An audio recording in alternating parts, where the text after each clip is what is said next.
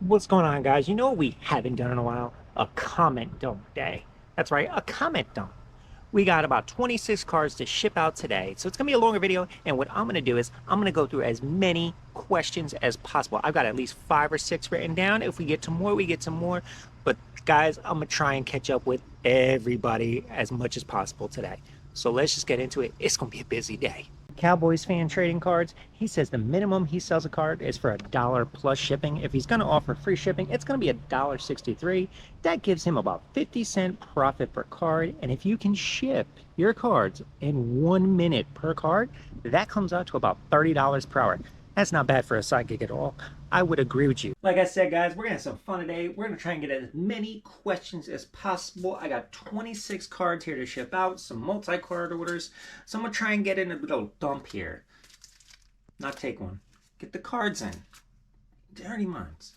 So we got a nice, let's see, 2, 4, 6, 7, 9 card order here. All older stuff. Bruce Sutter, Biggio, Tony, Eckersley, Smith, Gary Carter. Nice little fun lot.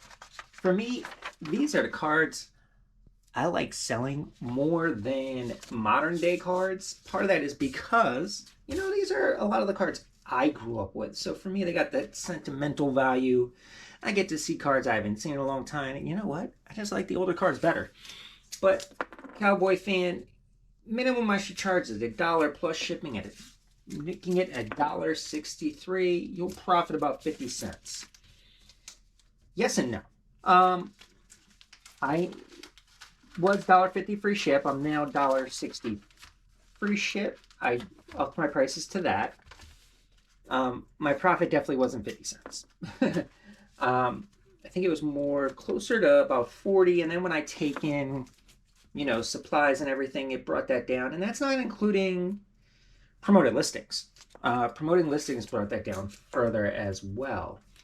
But at the same time, still happy with that because we see, how long it takes me to ship. I use a scanner. I use Card Dealer Pro, so it takes me no time to list.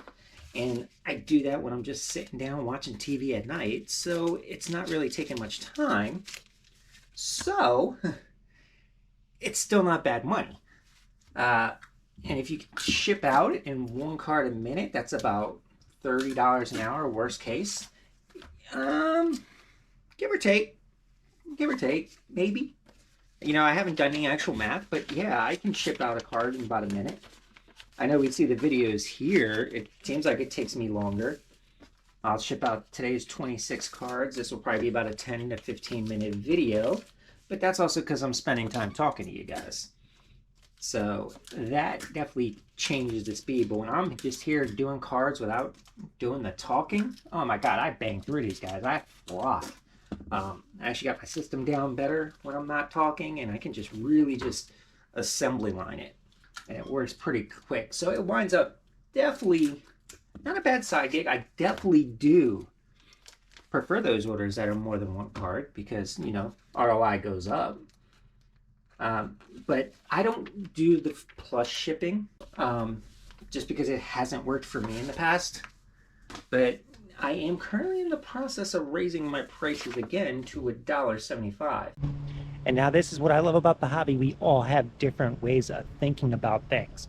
Ernie says he doesn't charge anything less than $2 per card, and he charges shipping on every card. He doesn't even deal with comments. If he's going to deal with comments, he's going to bundle them up and send them out that way. Now, Ernie, he brings up another point. He says my prices are too low. He doesn't sell a card for anything less than $2 plus shipping. So for him, it would be $2.63.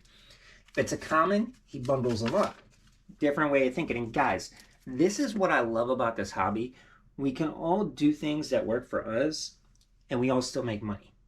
That is what makes this fun. There is no right or wrong way. We all try to find ways that work for us, and then, we see other people and what they do, and then, we share ideas, and sometimes we make changes to what we do. I have definitely made changes along the way based on comments I've gotten on these videos. And I know I've given some of you guys, especially you newer sellers that have been watching, thank you, you guys have gotten ideas on how to improve your processes from me, and I'm sure some of the stuff I've told you, you've modified. So that's what I love. Now, with me, Ernie, I've tried to do commons in bundles, and it just hasn't really worked for me. And at $2 plus shipping, something like, let me see if I got something. Let's see, this Jeff Reardon card, $2 plus shipping, that's definitely not going to sell. And the bundle, I feel like I would get less. I really haven't tried it in a long time. It has been something that's crossing my mind, but I don't think the ROI is going to be as good. So I'd rather just list something. Again, it takes me no time. I'm in front of my TV watching at nighttime while I'm relaxing, and just wait it out. That's what I kind of think. But again, guys, this is what I love about this. This is a nice first year JJ Watt Panini Prism. Sold this one for $5.25, I think it was. Not bad. But that's what I love about this hobby. We've all got different ideas.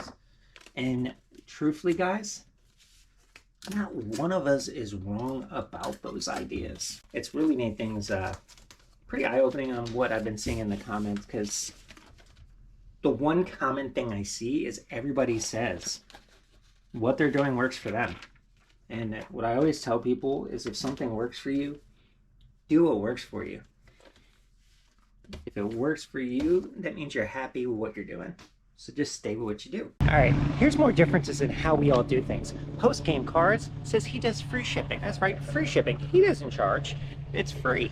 And he also started putting a label over the envelope flap like I do on my videos. Glad I could give somebody a little help. Like Post Game Cards, he just says he does free shipping, which is the way I do it. Our previous two mentioned they charge for shipping, and that works for the Post Game Cards. He gives free shipping. He says he does free shipping, and he started putting the label on the envelope flap after seeing me do it. See, we all get ideas from each other, guys. That's why I like doing this video. And it makes things so much more secure. And you're completely right about that. When I was at Everything Seller, if I had bubble mailers or something like that, I used to put, the label on the front with the flap in the back. And then I got a little OCD-ish, and I was like, you know what? I think putting that flap on the back will make this stick better, if there's any little spot where the, stickiness just didn't stay on. And then the front just looks like a nice clean package. Maybe a better look for a customer. So when I started doing the cards, I was putting them here, and I'm using tape and everything because I don't lick envelopes, and I didn't want to pay extra for the peel and stick. I mean, that's an extra cost. When you're dealing with low-end cards, you're trying to cut as many pennies as you can on the supplies. So as you see, I usually put the 2 pieces of tape here for that end flap. I'm stopping doing that, as you guys see. I know Teddy Leather, he says, I use too much tape. He's probably going to watch this and say, Paul, you still use too much tape. But I take the label, if you guys haven't noticed, and we've got this still flap up, not sealed. And I just put that on there. And you know what? I've now got a fully sealed envelope. No tape, no licking, no water, no nothing. Completely secure, ready to go. And you know what? You don't have any chance of tape popping off, or, just the water not really sticking to it for that residue, or, whatever the stickiness is. Sticking on the topic of shipping, Chicago on the Go is confused because he doesn't understand this at all. His post office tells him packages have to be flexible, but what's he supposed to do if there's 2 or 3 cards, a sleeve? How is it supposed to be flexible to use the eBay standard envelope? The envelope does have to have some flex to it. That is true. How much flex? I've never seen anyone say it has to be this flexible. It just has to be under a 1/4 inch thick. That's the biggest thing with the post office, and that is the biggest thing eBay has said. It has to be less than a 1/4 inch thick and no more than 2 top loaders. Now me, when I have a bigger order, I'm not using 2 top loaders. I'm just using card savers. I just feel like, I don't like putting multiple cards in the top loader. So I'll just use card saver and load it up that way. But this right here, this is a top loader one. As you see, there is a little flex, not a lot, but a little bit, enough where, you know, if it's going through a machine, the machine can bend down. I've got some other ones here that have come back, and as you see, the machine really, you know, label, there you go, nice and clear. You see really scuffs up the front, scuffs up the back a little bit. Here you see this, that shows you guys that this is like the business barcode type scan that bulk goes to the machine. That's why you don't get the actual scan when you give it to the postman, and that's why they say it's not scannable at the counter if you try to get them at the counter. But this went through, it obviously came back, wrong address. You see this card, still in good condition, not bent, and it obviously had enough flex to go through. Like this says wrong address, and where'd it go to? This went all the way out to Oakland, California. Oakland, California. So this definitely went through multiple machines along the way, and it had enough give to still go through. So if your post office is telling you that is not flexible enough, they just don't know what they're talking about. So I would either just drop it in a blue box or drop it at another post office if you got one close by, because that person, if they're giving you a hard time, they just don't know what they're talking about. And that's the problem I've seen with the post office. And that's what I've seen on YouTube when people talk about the post office. A lot of times workers just don't know. They don't know completely all the policies. They don't know every program and what it entails. And I don't know why. It could be training, communication, laziness. I have no idea. But yeah, just not everybody knows. But your top loader in a single envelope is definitely more than flexible enough to go through that machine. Don't let anybody tell you anything different. Brian Pink, he's got an easy one for me today, and that's what I love about these comment dumps. I can get through as many as possible, as quick as possible. He just asks, what's your current standard shipping time?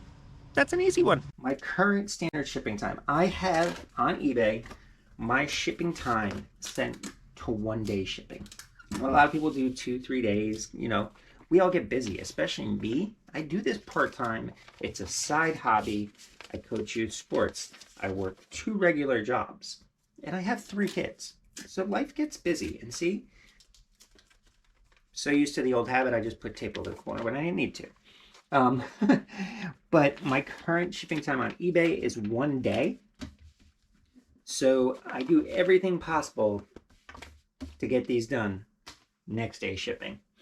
When I get up in the morning, I look, I print the pick list for what's due that day to ship. If there's 1 or 2 that sold overnight, I might take those as well. If it's not a big shipping day. If I got something like 40 cards and anything that sold overnight, you're just gonna wait for the next day. Just because I don't have much time. Like guys, the amount of time I normally spend on shipping is this video. I don't do more. Sometimes I might split up my shipping into 2 days worth of videos. Usually that's Monday, Tuesday, when, you know, I'm going through a lot of sales. I've got a lot more to ship because I haven't shipped all weekend. And that's what I do. But my current standard shipping time on eBay is 1 day. And I'm pretty proud of the fact that I'm usually able to do that. So, and if for some reason I can't get something out that next day, I do print up the label. The good thing is with eBay standard envelope, there's not a scan at the counter. So if I get it there a day late, because it's eBay standard envelope, I don't get a ding on the metric that, you know, it wasn't scanned on time, because not all of these even get scanned. So that's what happens there. So Brian, 1 day shipping time, and the delivery time itself, obviously that's going to vary depending on where it goes in the country and how that area of the country deals with these eBay standard envelopes. I have some people who say they get the big package or card within a day or 2, and then other people, it could take up to 2 to 3 weeks, sometimes a month, just because the eBay standard envelope isn't always that reliable. So yeah, it could take anywhere from a day or two to a month for people to actually get their card. Wow Cool Cards said posting my link in the description, which I did below, worked for at least one new customer because you know what? He just bought 5 cards utilizing my 25% off coupon. Guys, if you didn't know, I offer 25% off all sales if you buy at least 5 cards. Check that out. And he enjoys the content. Wow, those are cool cards. I think we've all said that at some point in our life. The link worked. Putting my link in the store got me a sale. Snagged up 5 cards. If I remember correctly, you were yesterday's video. With the Max Scherzer parts, if I'm correct. Thank you for that purchase. Wasn't needed, but I do appreciate it. Says keep up the channel, says he really likes the content, and I do appreciate that. That I appreciate more than even the sale, just because, like I've told you guys in other videos, I never knew how a video like this would be taken if people would watch me ship, watch me just talk about my hobby and how I do things. And obviously you guys are proving to me every day with the comments I'm getting, the views I'm getting, that you guys do appreciate it. So again, thank you for that. Do appreciate it. Huddle Card wants to know if I scan my Chrome cards. He wants to know if they start looking black instead of looking chrome silver like they actually look. And that is a good one. Got 2 cards left to ship, so I got time for another quick question. I told you guys we were really going to dump a lot into today's episode. It's a little bit of a longer one, but we got a lot in here. We got a lot shipped. And, you know, this one was just fun to talk, and I hope that shows to the camera. Huddle Card, Chrome cards. What do I do with them on scans? They do look a little more black, the Chrome silver type cards.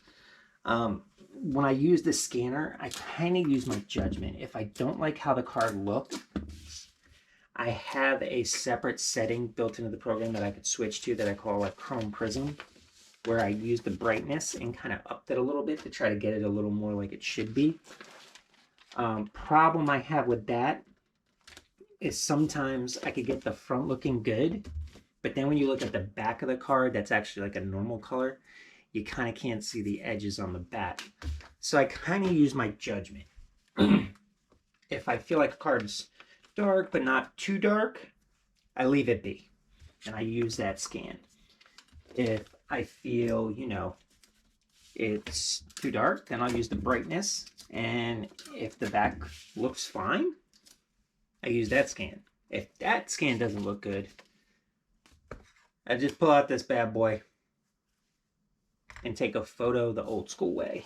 It's crazy saying with sports cards, taking the photo of your cards is the old school way. But yeah, if I'm not happy with how either turns out, I just pull out the phone and I take pictures. And those always come out good. Just takes a little bit longer. So what I do in that case is I create a pile. And then when I get a stack of cards like that, I'll go through and take all the pictures just because I don't feel like going through the hassle of just taking one picture here, one picture there. I'll get a big group of them, drop them in a folder on the computer, and those I don't put through Card Dealer Pro. I kind of list those manually. So I just go through those as I have the time and get them listed. But that's what I do with the Chrome cards. Now, guys, told you it'd be a longer video. We're going to dump as many as we could today, and that it was. I'm looking at the clock. It says 18 minutes. With the power of editing, I don't know where this is. I'm assuming it's going to wind up a 15 to 20 minute video. But once you're done with this, if you want to keep watching, since we talked a little bit about shipping today and how much we pay for how much we should charge for cards, why don't you check out this video where we talk about shipping,